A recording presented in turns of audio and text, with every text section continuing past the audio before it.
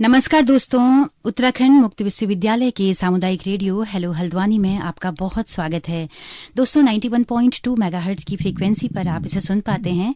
अंतर्राष्ट्रीय महिला सप्ताह हम लोग मना रहे हैं और कई सारी ग्राम प्रधान, कई सारी महिला नेतृत्व जो दे रही हैं वो लगातार हमारे स्टूडियो में आ रही हैं। आज भी बहुत खास मेहमान हमारे साथ इस वक्त मौजूद हैं। मेरे ठीक दाहिने हाथ में बैठी हैं रितु जोशी, जो कि गुजरौड़ा ग्राम सभा की ग्राम प्रधान हैं और काफ़ी सक्रिय महिला हैं, बहुत मुखर हैं। रितु जी, आपका बहुत बहुत स्वागत है हमारे इस कार्यक्रम में। जी धन्यवाद। हल्द्वानी के सभी श्रोताओं को मेरा नमस्कार। जी, मेरे ठीक सामने बैठी हैं रुक्मणी नेगी, जो कि दुमका बंगर बची धर्मा ग्राम सभा से ग्राम प्रधान है। जनरल सीट में वो लड़के आई हैं और इस वक्त वो प्रधान संगठन की अध्यक्ष भी हैं। रुक्मणी जी, आपका भी बहुत बहुत स्वागत है हमारे कार्यक्रम में। जी नमस्कार। आप सभी को, सुनने वालों को मेरी तरफ से बहुत बहुत नमस्कार और महिलाओं को अंतर्राष्ट्रीय दिवस की ढेर सारी शुभकामनाएं। जी, मेरे सामने बैठी हैं रेखा लोशाली जी, जो कि फत्ता बंगर ग्राम सभा से अभी इस वक्त ग्राम प्रधान हैं, जो कि ये गोरा पड़ाव में आता है फत्ता बंगर। तो रेखा जी, आपका भी बहुत बहुत स्वागत है हमारे इस कार्यक्रम में। धन्यवाद। हमें सुनने वाले सभी श्रोताओं को बहुत बहुत धन्यवाद। जी, मेरे ठीक बाएं हाथ में बैठी हैं मीना निकलटिया, जो कि पीपल पोखरा ग्राम सभा से, जो कि फतेहपुर के पास में है, वहां से ग्राम प्रधान हैं। काफी एक्टिव महिला हैं। मीना जी, आपका भी बहुत बहुत स्वागत है हमारे इस कार्यक्रम में। धन्यवाद। आप सभी सुनने वालों को मेरा नमस्कार और महिला दिवस की अग्रिम शुभकामनाएं। जी, तो दोस्तों अपने मेहमानों से हमने परिचय कराया और रुक्मणी जी, सबसे पहले आपके पास आती हूँ। अंतर्राष्ट्रीय महिला सप्ताह मना रहे हैं और एक सशक्त जो मिसाल है इस वक्त मुझे लगता है कि आप हैं, क्योंकि एक तो आप पूरे ग्राम प्रधान संगठन की अध्यक्ष रही हैं, जो एक बहुत बड़ी बात है। पुरुषों का दबदबा इस सीट पर रहता है और उसके अलावा आप जनरल सीट से इस बार ग्राम प्रधान का चुनाव जीत के आई हैं, यानी कि आपने पुरुषों के साथ फाइट किया है। उससे पहले आप महिला सीट पर प्रधान थी, उससे पहले क्षेत्र पंचायत सदस्य थी। इस पूरे अनुभव को थोड़ा सा बताएं कि पहले से ही आप सशक्त महिला रही हैं या इस पूरे दौर ने आपको और सशक्त बनाया है? कितना कठिन था पुरुषों से लोहा लेना और इतने बड़े पद पर पहुंचना? जी, असल में मैं भी एक गृहिणी ही थी, रसोई तक का ही सीमित थी, लेकिन एक मन से रहता था कि किसी के लिए काम करें, किसी के सुख दुख में। कभी किसी ने कहा कि दीदी आज मेरे बच्चे बीमार हैं, आज मेरा कुछ हॉस्पिटल जाना है या कुछ प्रॉब्लम है, तो उस को लेते हुए मैं चलती रही। तो मुझे पता ही नहीं चला कि कब मैं इस जगह में पहुंच गई। तो लोगों ने आवाज़ दी कि आपको इस पद में आना चाहिए और लोगों की आवाज़ से ही मैं 2008 में चुन करके आई। 2008 में जब मैं चुन करके आई तो काफ़ी बड़ी चुनौतियाँ थी, बहुत चुनौतियाँ थी। काफ़ी बड़ी ग्राम पंचायत थी उस टाइम पे। इतना सब कुछ सुविधाएं भी नहीं थी कि हम लोग पैदल ही जाना आना और हर किसी से मिलना जुलना बहुत मुश्किल काम था। और काफ़ी समस्याएं भी थी पंचायतों में, लोगों की, महिलाओं की, ज़्यादातर महिलाओं की, वृद्ध महिलाओं की ज़्यादा होती थी। और मैं हमेशा, मेरा जो भी टच रहा महिलाओं के साथ ज़्यादा रहा। तो कभी जब सुबह सुबह मैं उठ करके मुंह भी नहीं धो पाती थी तो दो चार महिलाएं रोते भी लगते घर पे आती थी, तो सासू माँ कहती थी सुबह सुबह तेरे ही घर पे रोने आती हैं, क्या बात है? तो उनका रोना धोना किसी प्रकार उनकी समस्या सुन के कहीं पे कम करा। और आज स्थिति यह है कि बहुत कम लोग मेरे पास आते हैं, काफ़ी लोग खुश हैं। किसी की पेंशन से मदद करी है तो किसी का परिवार का विवाद निपटाया है। तो पंचायत में ये सारी समस्याएं आती रहती हैं। इनको हम लोग अब थोड़ा सा अनुभव भी हो गया है तो काफ़ी करने में सक्षम है। इसके साथ अगर हम लोग माने, अगर हम लोगों को कहीं जाना आना या किसी विषय पे बात करनी है तो थोड़ा बहुत प्रधानों का और पुरुषों का मन में रहता ही है। कुछ प्रधान तो काफ़ी अच्छे हैं, जो सब कुछ प्रधान और कुछ पुरुष प्रधानपति को कहेंगे, जो हमें सपोर्ट देते हैं। कहीं पे हम लोग डगमगा जाते हैं तो हमें सपोर्ट भी करते हैं। और पुरुष भी, अगर पुरुषों का माने तो जब वो लोग हमें सपोर्ट करते हैं तभी हम लोग यहाँ चुन के आते हैं। तो काफ़ी दिक्कतें रही हैं। तो अब हम बात करते हैं कि जो ग्राम सभा की जो महिला जो जब से 50% आरक्षण जब से हुआ था तब से लगातार प्रधानपति जो है वो चर्चाओं में रहे और रबर स्टैम्प की तरह महिलाओं को देखा गया। तो ये जो छवि है ये कितना बदली है, कितना बदलाव आया है, कितना फीसद महिलाएं मुखर हुई है, इस पर हम बात कर रहे हैं। और रुक्मणी जी ने अपने अनुभव अभी साझा किए। रुक्मणी जी, आगे को आप बताएं कि रबर स्टैम्प अभी महिलाएं कितना फीसद हैं? जी, असल में ये सारी चीज़ें जो रबर स्टैम्प की बातें, ये मुझसे ज़्यादा प्रशासनिक अधिकारी जानते हैं और मेरा कहना उचित नहीं होगा, क्योंकि हमें कहीं ना कहीं पुरुष भी सपोर्ट करते हैं। तो मैं उन महिलाओं से कहना चाहूँगी कि हमें जब सरकार ने, शासन ने एक मौका दिया है 33% आरक्षण का, तो महिलाओं को आगे आना चाहिए और खुद अपने कार्य को करना चाहिए, क्योंकि हम लोग जब आगे निकलेंगे तो शायद कुछ सीख पाएंगे और कुछ कर पाएंगे। तो बहनों, आप सभी से कहना चाहूँगी कि थोड़ा थोड़ा बाहर निकलें। और तो रुक्मणी जी, महिलाएं कैसे बाहर निकलेंगी? वो रसोई से बंधी हैं, वो घर के जो तमाम बच्चे हैं उनके साथ बंधी हैं, अपनी इन लॉज जो हैं उनके साथ उनकी जिम्मेदारियां हैं, तीज त्यौहार आते हैं उनके साथ वो बंधी हुई हैं। मतलब उनको बाहर निकालने का काम वो खुद कैसे, मतलब वो भी प्रयास करें, लेकिन आपको लगता है कि पति का ज्यादा काम है कि वो बोले महिला को कि आप जाएं? ऐसा नहीं है, पुरुष भी हमें सपोर्ट करते हैं, क्योंकि जब मैं बाहर निकली थी तो 5 महीने की मेरी बेटी थी और 5 महीने की बेटी जब मैंने छोड़ी तो कहीं ना कहीं मेरे पति ने भी पूरा सपोर्ट दिया था। तो जब मैं बाहर रहती थी तो वो घर में देखते थे, जब घर में वो रहते थे तो मैं बाहर जाती थी। तो महिलाओं को ही तो हमें वो उत्साह दिखाना पड़ेगा जी, भीतर से, वो ललक, वो शिद्दत हमें दिखानी पड़ेगी कि हम कुछ कर सकती हैं। जी, आपका ये कहना बिल्कुल है? कर सकती हैं महिलाएं, क्योंकि महिलाएं सब कुछ कर सकती हैं। आज महिलाएं थोड़ा सा अपने मन में लालसा लाएं कि हमें करना है, और जब करना है तो करना है। क्योंकि मैं जब मुझे जाना होता था तो कहीं बाहर, मैं रात 2 बजे उठ जाती थी सुबह सारा काम करके, क्योंकि मेरे हस्बैंड को ड्यूटी जाना होता था। तो मेरे हस्बैंड 48 घंटे भी ड्यूटी करते थे, तो उस टाइम पे हम लोग मैनेज करते थे। जी, मैं जानना चाहूंगी किस डिपार्टमेंट में आपके हस्बैंड हैं? मेरे हस्बैंड प्राइवेट लिमिटेड में थे, जलपैक इंडिया लिमिटेड करके था जी। अभी मैं उनको भी याद करना चाहूंगी, क्योंकि आज मैं हूँ तो उन्हीं की वजह से हूँ। जी, बिल्कुल रुक्मणी जी, ये एक बहुत ही दुखद है कि अब वो नहीं है इस समय। मैं आगे आना चाहती हूँ रितु जी के पास में। रितु जी, आप ग्राम प्रधान हैं और आप बनी थी ग्राम प्रधान शुरू में, तो आप एक घरेलू महिला थी उससे पहले, या फिर आप उससे पहले भी सामाजिक कामों में एक्टिव रहती थी? नहीं, मैं पहले से भी सामाजिक कार्यों में रहती थी, क्योंकि मैंने नवजीवन ज्योति समाज विकास समिति बनाई थी। उसके माध्यम से ही मैं आज यहाँ तक आई हूँ। और मेरा मेन ये था कि एक श्रम विभाग के कार्ड बन रहे थे। उस समय महिलाएं कुछ भी नहीं जानती थी। हमारे तो गाँव की महिलाएं बस एक जंगल जानती हैं, जंगल से आना और जाना। फिर मैंने धीरे धीरे उनसे बात की, जब उन्हें भी थोड़ा सा फायदा लगा, क्योंकि बच्चों की पढ़ाई का उसमें से पैसा मिलता था, तो वो भी थोड़ा बाहर निकली। अब ये है कि हमारे गांव की सभी महिलाएं ब्लॉग जाने लग गई हैं, ब्लॉग जान गई हैं कि अब ब्लॉग होता क्या है। अब अगर कोई कार्य नहीं होता है तो वो स्वयं जा करके करवा लेती हैं। अच्छा, महिला ग्राम प्रधान होने का फायदा आपको लगता है कि बाकी महिलाओं को भी मिलता है? जी, वो सहज होती हैं आप लोगों से? जी हाँ, मुझे तो ये लगता है, क्योंकि वो अपनी सारी बातें हमसे कह देती हैं। और जैसे उनकी कोई भी प्रॉब्लम है तो उनका खुद का भी कहना है कि हम इतनी बातें पुरुष से नहीं कह पाते जितनी कि हम महिला हैं, तो महिलाओं से सारी वो साथ, जैसे उनकी कोई भी प्रॉब्लम होती है तो वो आराम से कह के चले जाती है प्रॉब्लम उनकी। हम लोग कोशिश मेरी यही रहती है कि खत्म ही हो जाए। जी, जब आप बनी थी शुरुआत में ग्राम प्रधान, तो क्या क्या दिक्कतें आपने फेस की? जैसे ब्लॉक में आपने काम करवाने में क्या क्या दिक्कतें आती थी शुरू में, जो अब आपने फेस कर ली हैं? पहले तो यानी कि सबसे बड़ी प्रॉब्लम तो मेरी ये आई कि पहले सर लोग यानी कि बस कोई भी फाइल अगर तैयार करनी होती थी तो वो कुछ बताते भी नहीं थे कि इसमें ये कागज लगेगा या ये कागज लगेगा। पहले तो सबसे बड़ी प्रॉब्लम तो मेरे साथ यही आई। फिर धीरे धीरे मैंने खुद भी, जब यानी कि वीडियो मैम बहुत सपोर्ट करती हैं, उन्होंने भी मेरा कहा, फिर उन्होंने बताया कि ये कागज लगते। फिर उन्होंने जो हमारे हैं सेक्रेटरी जी, उनको भी कहा कि आप जब आप साथ में हैं, आप साथ देंगे उनका, तभी तो हम कुछ कर पाएंगे। फिर उन्होंने भी धीरे धीरे सपोर्ट करना शुरू किया। तो आपने कोविड-19 के दौर में कैसा कार्यकाल रहा आपका? क्या क्या पहलकदमियां आपने ली? कोविड-19 की तो उसको तो याद करके ही हमको अजीब हो जाता है, क्योंकि अगर रात को 11 बजे भी कोई प्रवासी आ रहा था तो हमें उसके पीछे, मैंने तो यहाँ तक कि क्या कहते हैं टाटा सुमो बुक करी वहां से और उनको लेने के लिए वहां जाना पड़ा, क्योंकि वहां से वो लोग ये कहते थे कि सरकार का तो ये ऑर्डर है कि प्रधान को इतना मिल रहा है, 12 लाख 15 लाख 18 लाख, और प्रधान आ क्यों नहीं रहा है। तो हमारी तो सबसे एक तो महिला होने के नाते मेरा तो ये भी हो गया था कि इतनी रात को जाए कैसे। फिर भी हमने रात को 1 बजे 1:30 बजे 3 बजे जब भी कोई आ रहा था तो स्कूल में जा करके हमको उनको यानी कि रुकने का पूरा इंतजाम करना पड़ रहा था। तो प्रॉब्लम तो बहुत हुई है कोरोना में, मेरे ख्याल से जितनी भी महिलाएं प्रधान रही हैं सभी को हुई होगी उस पीरियड में। तो बिल्कुल बिल्कुल जी।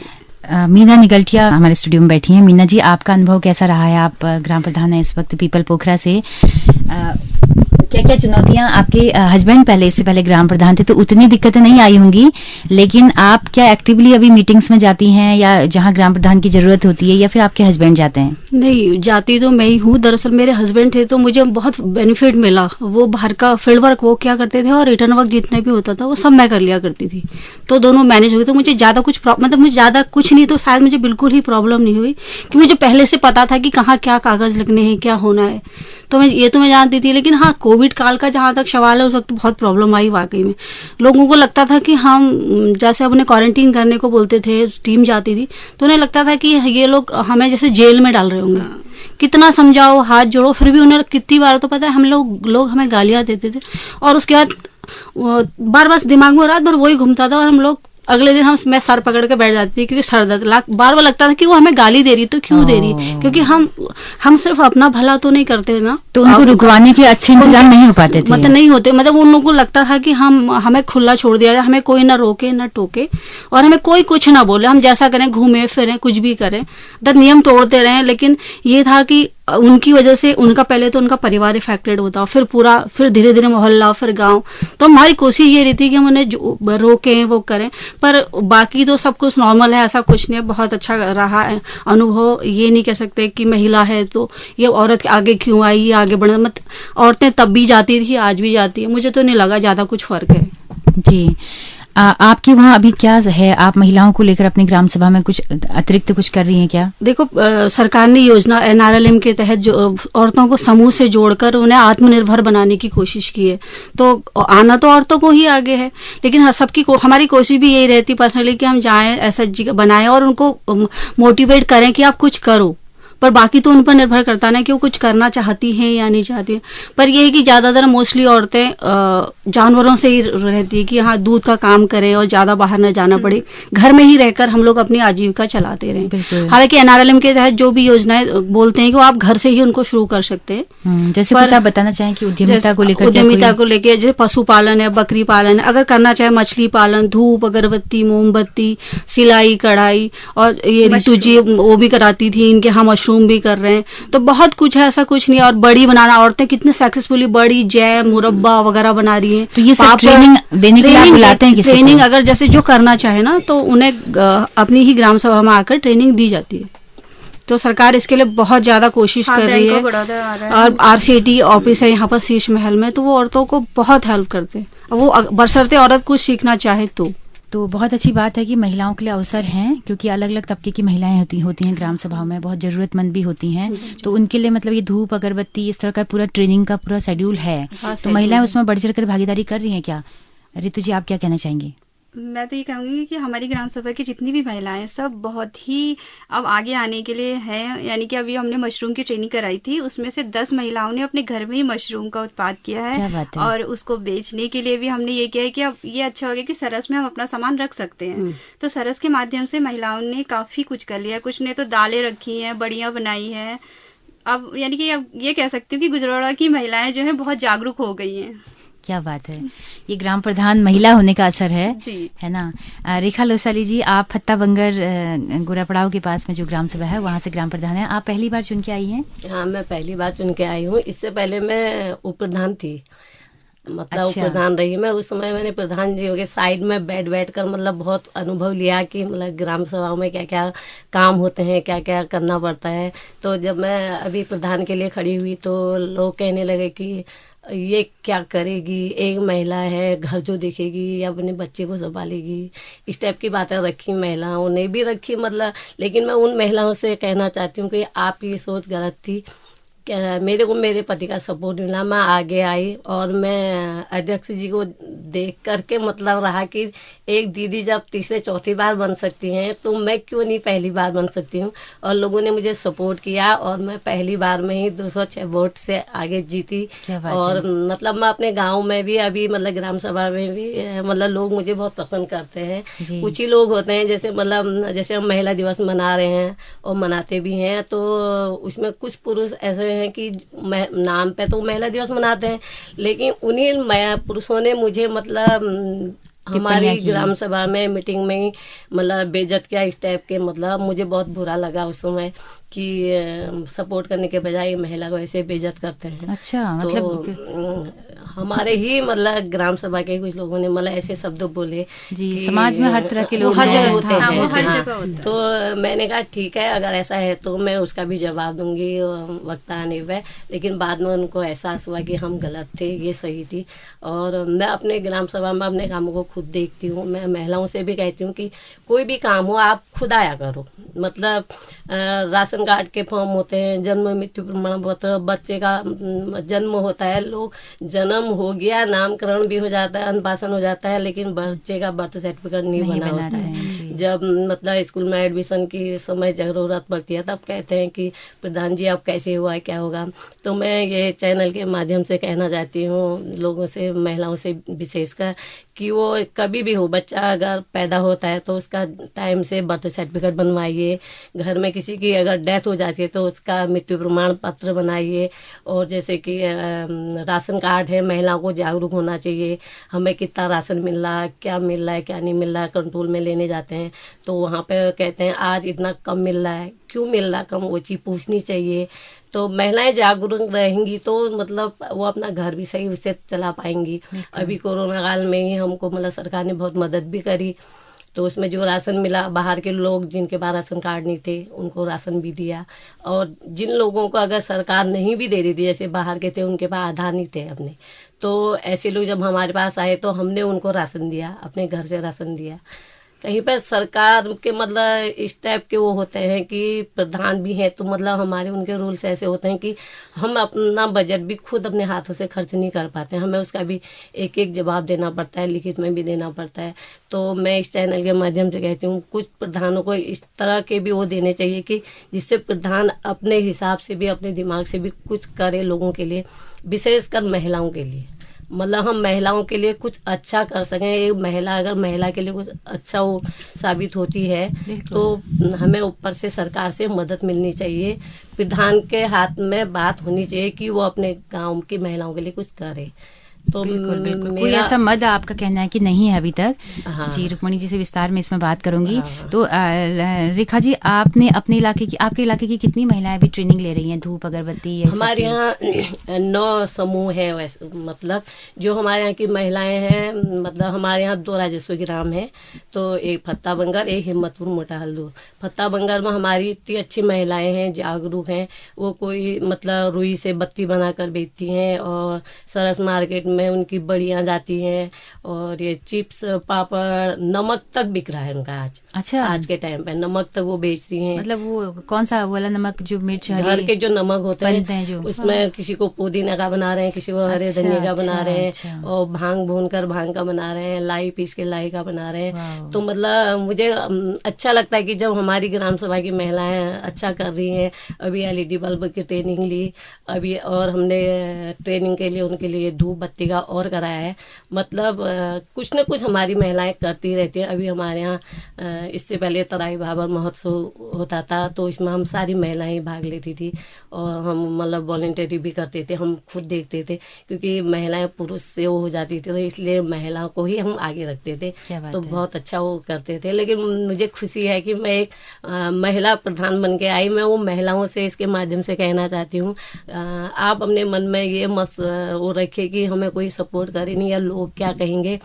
कहने वालों ने मेरे बारे में भी बहुत कुछ कहा। मैं 5 साल पहले जब उप प्रधान थी तो मैं NGO सुविधा से भी जुड़ी थी। मैंने किसानों को ट्रेनिंग भी दिलाई और खुद भी ट्रेनिंग ली। हम पंतनगर जाते थे तो मैं 4 बजे उठ के, मेरा एक बेटा है, मैं 4 बजे उठ के उसके लिए पहले खाना बना करके स्कूल के लिए पैक कर करके खाना वो करके उसकी व्यवस्था करके उसको भेजती थी, और दिन में आएगा उसके लिए भी खाना पैक करके रख के जाने वाले पूरी व्यवस्था। जानवर भी है मेरे पास, मैंने जानवर भी रखे हैं, मैं उनकी व्यवस्था करके जाती है। और मेरी सास अभी 2 साल से मतलब बिस्तर में थी, तो मतलब उनका पूरा मतलब सुबह से शाम तक का रूटीन हम करते थे। उसके बाद में जब इलेक्शन का टाइम था तो मैंने कहा अंदर सास ऐसे पड़ी हैं, कैसे हम कुछ करेंगे।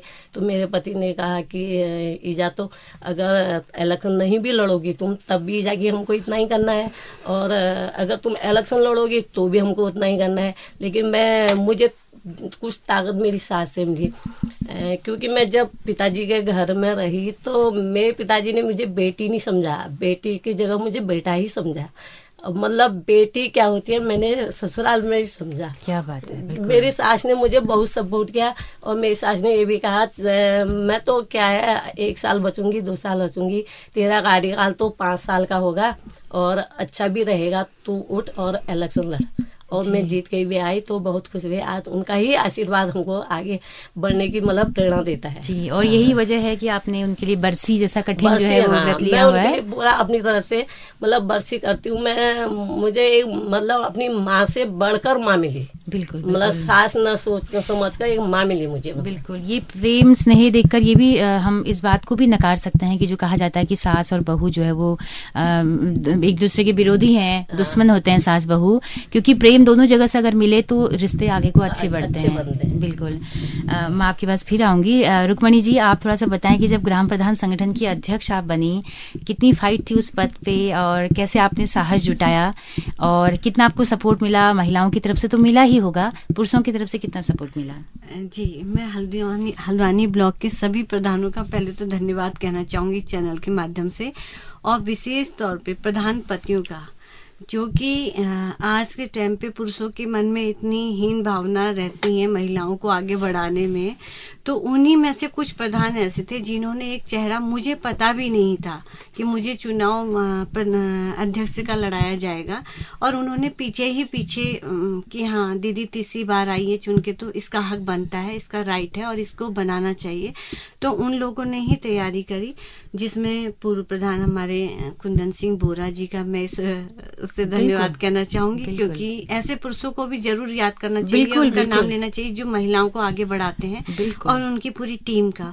और महिलाओं का तो मैं कहना ही चाहूँगी, क्योंकि महिलाओं ने तो 33 की 33 महिलाएं थी, जिसमें से सभी के दिल में मेरे लिए जगह थी। और बस मैं एक बार मिली थी उनसे, और सबों ने जब वोट का जब हमने अंतर देखा तो मैं बहुत ज़्यादा आभारी हो गई उनके लिए कि उन्होंने बिल्कुल ऐसा रिजल्ट दिया जिसकी किसी को उम्मीद नहीं थी। तो बहुत बहुत सभी प्रधानों का इस चैनल के द्वारा धन्यवाद। और भी अगर आप नाम लेना चाहें तो, क्योंकि हम भी उन्हें सैल्यूट करेंगे, क्योंकि महिलाओं को आगे करके वो एक बहुत बड़ा योगदान दे रहे हैं। जी, बहुत से ऐसे नाम है, गोलापार से हैं हरेन बोरा जी, हरेन बिष्टी जी, जो पिछली बार अपना खुद प्रधान थे, इस बार उनकी महिला आई हैं तो उन्होंने खुद बोला।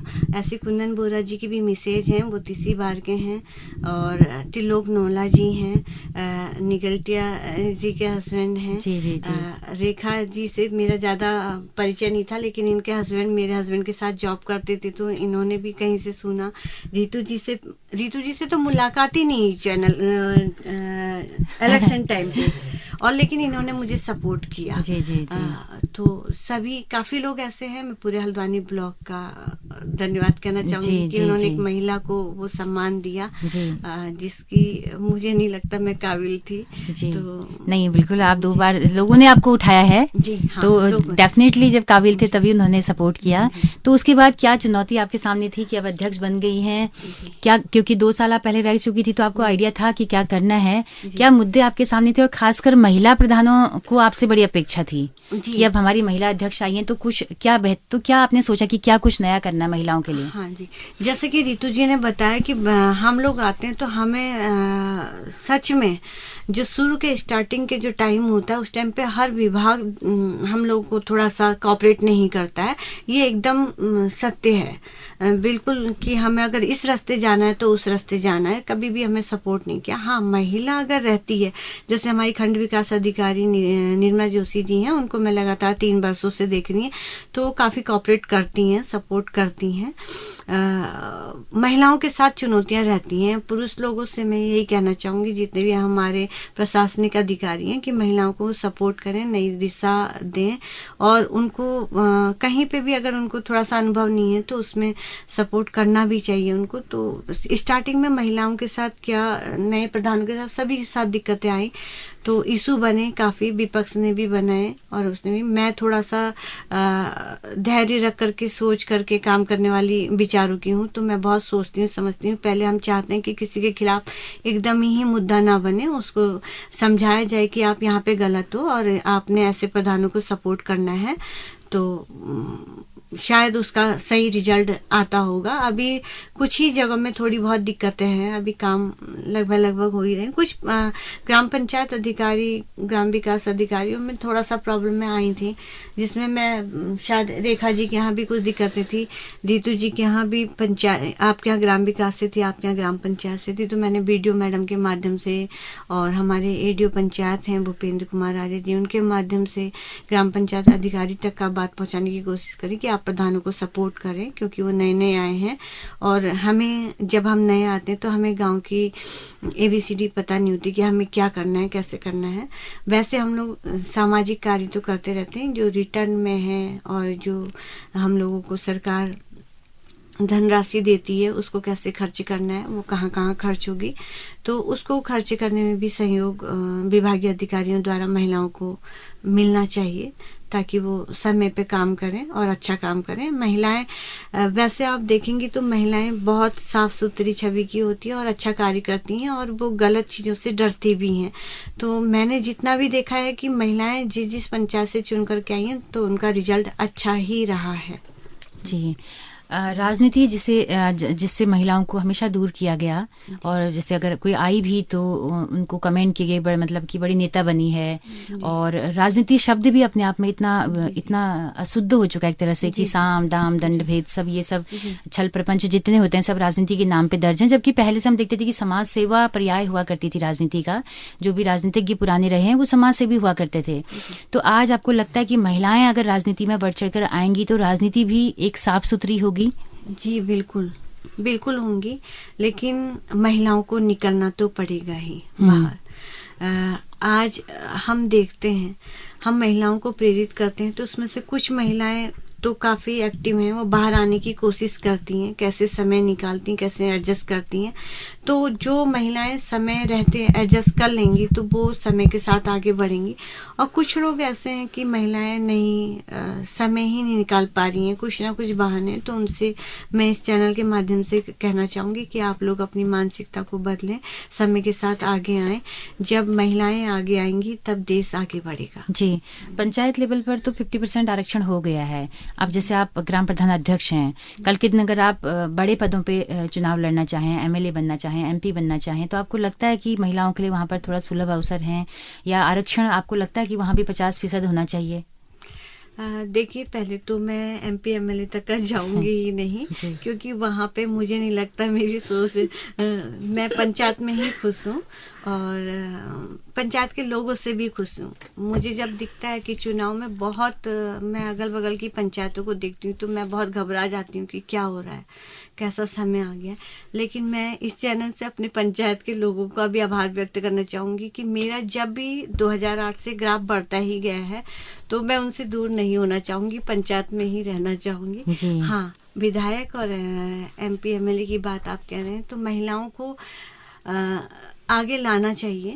महिलाओं के आगे आने से हम महिलाएं भी उनसे कुछ उपेक्षाएं कर पाएंगी, क्योंकि झिझक तो है, हम पे भी है। जहाँ पे 4 पुरुष प्रधान होते हैं तो वहाँ पे हम सिंगल प्रधान जब खड़ी होती हैं तो हमें झिझक आती है कि हम उनके सामने पे बोलने पे हिचकते हैं, थोड़ा सा अपनी बात रखने पे हिचकते हैं। हिचक है, आज भी है, तो वो कब समय आएगा पता नहीं कि हमारी हिचक दूर होगी। जी, आपको लगता है कि इसकी वजहें घर के अंदर मौजूद होती हैं कि जब बेटा बेटी पैदा होते हैं तो परवरिश का जो हमारा अंतर होता है कि हम बेटे को तो बाहर 10 कामों के लिए भेजते हैं लेकिन बेटी घर के अंदर होती है। जब हम बाहर जाएंगे तो हमारा ज्ञान बढ़ेगा, नॉलेज बढ़ेगी तो कॉन्फिडेंस आएगा। वहाँ से ही आपको लगता है कि लीडरशिप का गुण बचपन से ही परिवार को डालनी चाहिए? बिल्कुल बिल्कुल, मैं कहना चाहूँगी कि बेटा बेटी एक समान है, और आज के टाइम पे मुझे लगता है कि बेटियां ही ज़्यादा एक्टिव हैं। और जब मैं देखती हूँ अपने बेटे में और बेटी में, तो मुझे कहीं पे लगता भी कि मैंने शायद बेटे को डांट करके और बाहर नहीं भेज करके ये गलतियां कर दी हैं। अच्छा। तो बेटी भी मुझसे बोलती कि आपने इसको रोक दिया, आपने समय पे जाने नहीं दिया। आज मेरी बेटी बाहर है और मुझे अपनी बेटी पे गर्व भी है। वो मुझे सही गलत सब, बेटा बेटी दोनों ही पे गर्व है।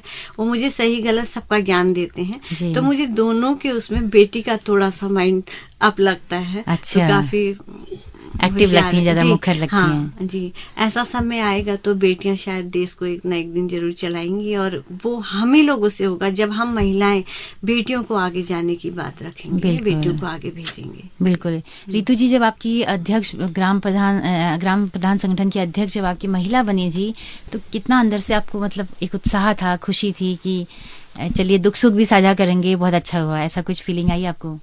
हाँ, जब दीदी जीती थी तो मुझे तो बहुत ही अच्छा लगा। मुझे ये लगा था कि हम अपनी बात कह सकते हैं, जो भी हमारी प्रॉब्लम होगी अगर हम दीदी से कहेंगे तो वो ज़रूर करेंगी। तो ऐसा हुआ भी। हमने जितनी भी हमारे परेशानियाँ आई, हमने दीदी से कहा तो दीदी ने उस परेशानियों को कहा तो जरूर, कम भी किया है। उनके कहने से काफ़ी असर हुआ लोगों पर, यानी कि जो हमारे सेक्रेटरी जी हैं और ग्राम पंचायत अधिकारी, इनको काफ़ी फ़र्क पड़ा था। उसके बाद से उन्होंने हमें काफ़ी कोऑपरेट किया। जी।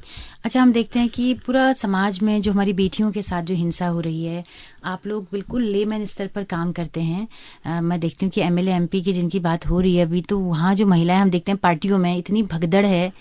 मुझे लगता है कि आप लोग उससे कहीं ज़्यादा मैच्योर नज़र आ रहे हैं मुझे, महिला नेता के तौर पर। वहाँ एक भेड़चाल दिखती है नेताओं को फूल माला पहनाने की, अपने बड़े नेताओं को। यहाँ एक काफ़ी मैच्योरिटी दिख रही है। तो आप लोग हिंसा को लेकर थोड़ा सा क्या सेंसिटिव, थोड़ा सजग हैं कि जो बच्चियों के साथ जो हिंसा हो रही है आपके अपने अपने इलाकों में, एटलीस्ट किशोरियों को, बच्चियों को हम कोई काउंसलिंग दे पाएँ, इस स्तर पर आप लोग क्या सोच पा रहे हैं? मीना जी, आप कुछ कर रही हैं? अभी तो देखो कुछ नहीं हो रहा, लेकिन हम लोग कोशिश करते हैं कि स्कूल के माध्यम से कि मतलब बच्चों को ही अलर्ट करते हैं कि बेटा अगर कोई प्रॉब्लम होगी तो सबसे पहले घर पे ही शेयर करना। अगर आप कुछ भी हो, मतलब अपने माँ बाप को बताओ। अगर आपको लगता है कि मम्मी पापा ज़्यादा स्ट्रिक्ट है तो अपने परिवार में कोई तो होगा, फ्रेंड को ही बोल दो। तो कोशिश तो जारी है। पर बेटी ऐसे हिंसा के कोई केस आए आपके अभी इलाके तक तो में? कोई हिंसा का केस नहीं आया है। अच्छा। सब लोग जागरूक हैं और मुझे लगता है कि हमारे जगह काफ़ी सेफ, हमारे यहाँ के लोग अभी काफ़ी मेच्योर है, समझदार हैं। ऐसा कुछ नहीं होता। अगर कोई बेटी जा रही हो, अकेले जा रहे होगे, तो कई लोग होते हैं कि बेटा हम तुम्हें घर छोड़ दें, कहने वाले भी बहुत होते हैं ऐसे। तो अभी तक तो ऐसा कोई केस हुआ नहीं है, भगवान करे आगे हो भी ना। सर, लोग ना अब जागरूक हो रहे हैं। उन्हें लगता है कि हाँ, अगर शायद जो अगर करना भी चाहेंगे तो लोग डरे हुए भी हैं। अगर कानून व्यवस्था और सख्त होगी तो और ज्यादा इस पर अमल किया जाएगा। लेकिन बिल्कुल अभी अक्सर ये होता है, जैसे कल ही का मैं केस सुन रही थी कहीं कि माँ पिता दोनों काम करने के लिए गए, तो झोपड़ी में बेटी उनकी थी, वहां पर उसके साथ रेप हुआ है और बहुत बुरे तरीके से। तो ऐसा मजदूर बस्तियां जहाँ पर है वहां पर होता है। तो आपके इलाके में क्या इस तरह का है और क्या उन पर स्पेशल कुछ फोकस करती हैं? जी, हम लोग अक्सर क्योंकि जब ऐसा कुछ माहौल होता है तो हम लोगों की एक टीम है। हम महिलाओं की टीम को लेकर के रात को भ्रमण करने चले जाते हैं, कहीं पे कोई दिक्कत तो नहीं है। और जिनके यहाँ इसमें कि बच्चे हैं या उनके हस्बैंड हैं, उन महिलाओं को कोऑपरेट करते हैं, उनके पुरुषों को डराते हैं, धमकाते हैं, प्रशासन का भी सहयोग लेते हैं। तो महिलाएं कहीं ना कहीं अभी दबाव में तो है ही पुरुषों के आगे। जो बेटियां हैं हमारी, हम उनसे कहना चाहेंगे कि हाँ, आप अगर शाम को निकल रहे हैं तो समय पे जाके समय पे आएं, क्योंकि समय जो रात्रि का है, बस माँ को अगर डर लगता है तो रात्रि के समय से बेटियों के लिए डर लगता है। बाकी ऐसा कोई समय नहीं है। बेटियां खुद समझदार हैं आज की। काफ़ी दिक्कतें आ रही हैं, शराब पी करके महिलाओं के साथ अत्याचार करना, और स्मैक का जो अभी हमारे यहाँ माहौल है, और कुछ जो बेटियां नासमझ हैं। बीच में एक केस हमारे यहाँ हुआ था, पड़ोस का लड़का और लड़की घूम रहे थे आपस में। काफ़ी मैंने अपने माध्यम से उसने पूछना चाहा कि आप किसकी बेटी हो, कहाँ रहती हो, तो वो बता नहीं पाई मुझे शायद। तो उस वक्त हमें प्रशासन का सहयोग लेना पड़ा। तो हम लोग वहाँ पर उनकी फैमिली को बुला करके उनको ज़रूर दिखाते हैं कि आपकी बेटी ये कर रही है और आपका बेटा ये कर रहा है, ताकि वो थोड़ा सा घर से तो डरें और अगली बार सोच समझ करके। तो ये नशे की बात आप कर रही हैं? जी, नशा ले रही थी। नशे का भी, और जो हमारी बेटियां हैं जो समझ नहीं पा रही, बिल्कुल किशोरियां जो एकदम हाँ, हैं। जी, बिल्कुल हाँ, बिल्कुल। रेखा जी, आपके इलाके में इस तरह का है कुछ कि शराब को लेकर कोई महिलाएं परेशान हैं जैसे, तो इस तरह का कुछ आपने की है पहल शराब को लेकर? हाँ, मेरे गेट पे ही जैसे मैं प्रधान बनी तो मेरे ही पड़ोसी ने मतलब अपने ही दुकान दे डाली इसको। तो वहाँ पर हमारी ग्राम सभा से किसी ने वहाँ पर शराब की दुकान डाल दी, और आए दिन देखती हूँ मैं कि रात में वहाँ पर लड़के शराब पी रहे हैं, छोटे छोटे बच्चे भी जा रहे हैं, बड़े भी जा रहे हैं, और बहू बेटियाँ हैं जो ऊपर नीचे जाने में डर रही हैं, दुकानों से निकलना, वो कह रही हैं कि हमारा निकलना मुश्किल है। तो मैंने उसके लिए मैंने दीदी से बात करी, मैंने कहा दीदी ऐसा ऐसा हो रहा है, कैसे क्या होगा? तो दीदी ने कहा चलो हम चलते हैं। हम एसडीएम के पास भी गए, एसएसपी के पास भी गए, लेकिन सारे विभाग में जाके हमें मतलब इतना अच्छा सपोर्ट मिला। आज वो दुकान हट गई है वहाँ पर से। लोग कहते भी हैं कि तुमने जिस काम में हाथ डाला, मैं कहती हूँ वो काम में हाथ मैंने नहीं, दीदी ने मुझे मतलब रास्ता बताया, तो अपने आप ही हमारा रास्ता वहाँ से साफ हुआ। तो और ऐसे इसमें क्या है, छोटे छोटे बच्चे इसमें वो करते हैं, मैं पकड़ती भी हूँ बच्चों को भी। हाँ, हमारे यहाँ खुलेआम इसमें की वो होती है, बिक्री हो रही है। बच्चे छोटे छोटे 15-16 साल के बच्चे 2-2:30 बजे से मतलब रोडों में ऐसे घूमते हैं। माँ बाप को भी पता होता है कि हमारे बच्चे का अभी हमारे यहाँ पे एक केस हुआ था, एक लड़के की रॉड डाल दी थी तो एडमिट रहा। तो वो बच्चा जिसने ये कांड किया था इसमें के चक्कर से पैसे लेकर के, तो वो जेल में है अभी। एक उसके साथ में 12-13 साल का लड़का भी था, अभी वो बाल गृह में था तो उसको छोड़ रखा है, अभी 4-5 दिन हो रखे हैं। लेकिन ये चीज़ गलत, हम प्रशासन से कहते हैं आप मतलब जब ये चीज़ देखते हो कि गलत हो रहा है, आप उसको पकड़ते भी हैं, और पकड़ने के बाद तो जब वो लोग हमसे ये कहते हैं अरे आप क्या कर लोगे, हम तो ऊपर पैसा देते हैं, ये बहुत गलत बात हुई। मैं इस चैनल के माध्यम से कहना चाहती हूँ कि जो हमारे यहाँ पर पुलिस प्रशासन है वो मतलब अगर कभी ऐसे लोगों को अगर पकड़ता है तो उसको सपोर्ट ना करें, और उसको मतलब उसका रास्ता दिखाए कि ये गलत है, उसको सही रास्ते पे लाने की कोशिश भी करें। उसमें हम भी आपको सपोर्ट करेंगे, और हम भी प्रशासन के माध्यम से ही मतलब इस चीज़ को रोकेंगे। एक महिला ही इसको नहीं रोक सकती है, क्योंकि आज ऐसी स्थिति हो गई है, हर घर परेशान है।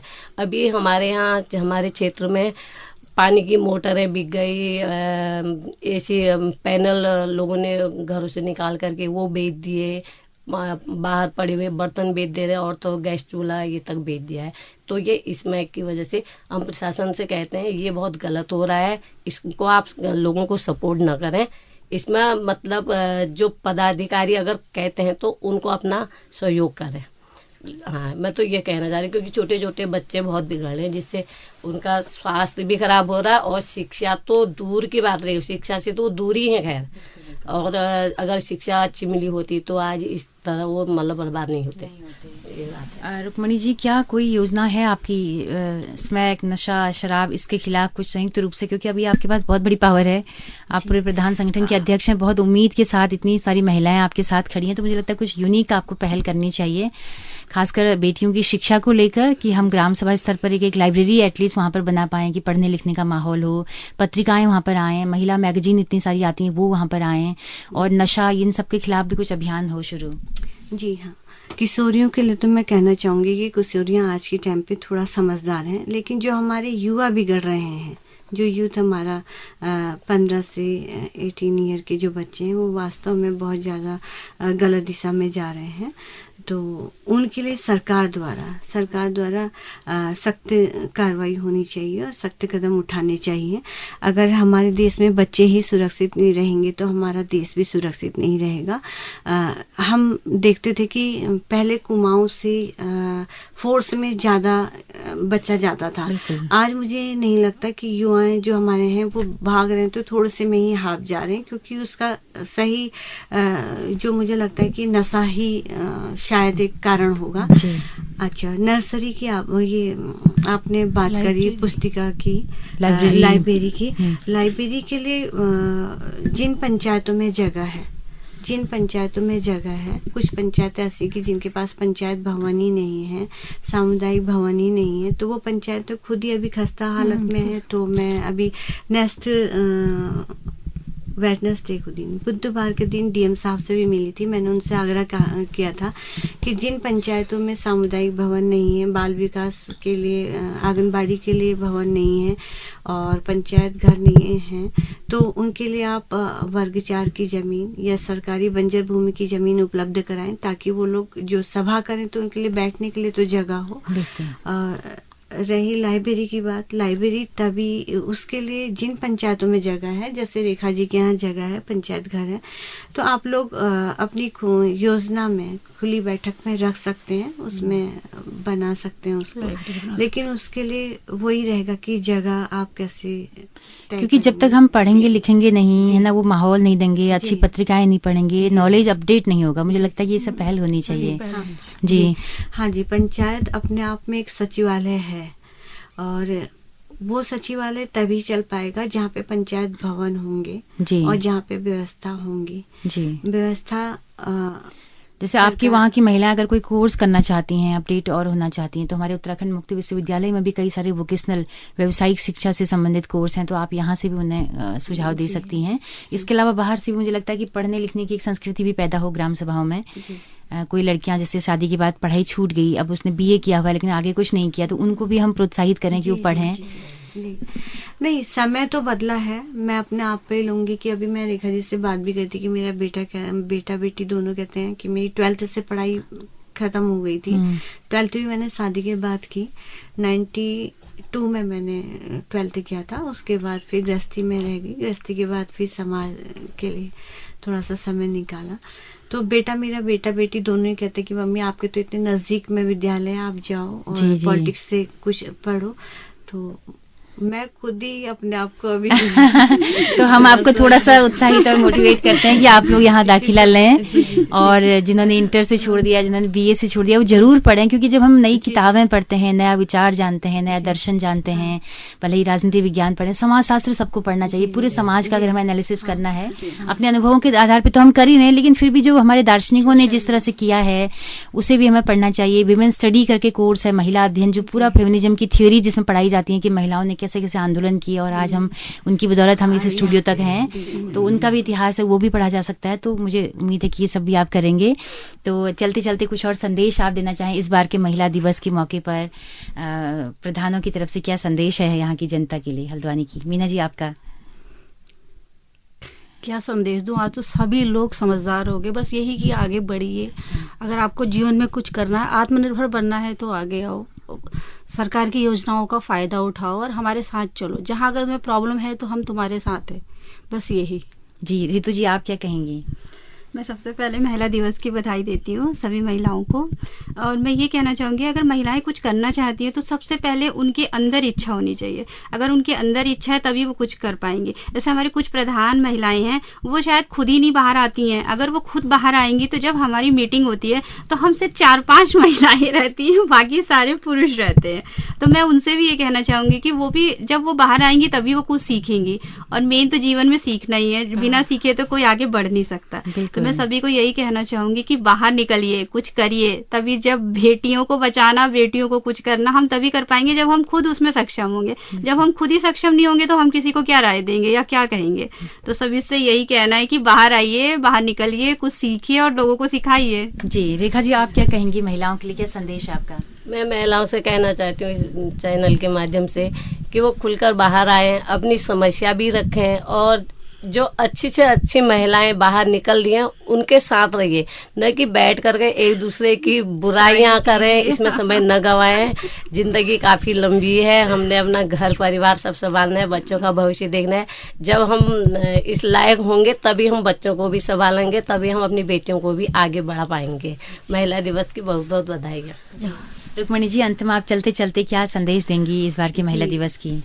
मैं कितनी चुनौतियां अभी बाकी हैं, किनको पार करना है, कुछ इस तरह का? तो जिंदगी भर रहेंगे। सही बात, वो तो नहीं खत्म होने।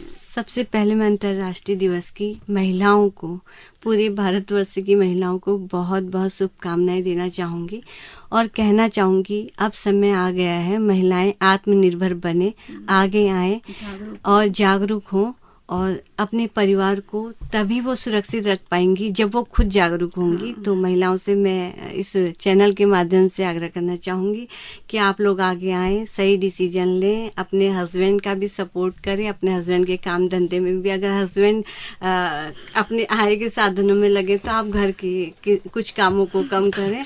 तो जब हम लोग सभी आगे जाएंगे, जब महिलाएं जागरूक होंगी तभी हम लोग आगे बढ़ पाएंगे। जी जी जी। तो आप सभी का, रेखा जी, रितु जी, मीना जी और रुक्मणी जी, आप सभी का वाकई में बहुत बहुत शुक्रिया तहे दिल से कि आप हमारे स्टूडियो में आए, हमारे श्रोताओं के साथ इतनी सारी बातें की।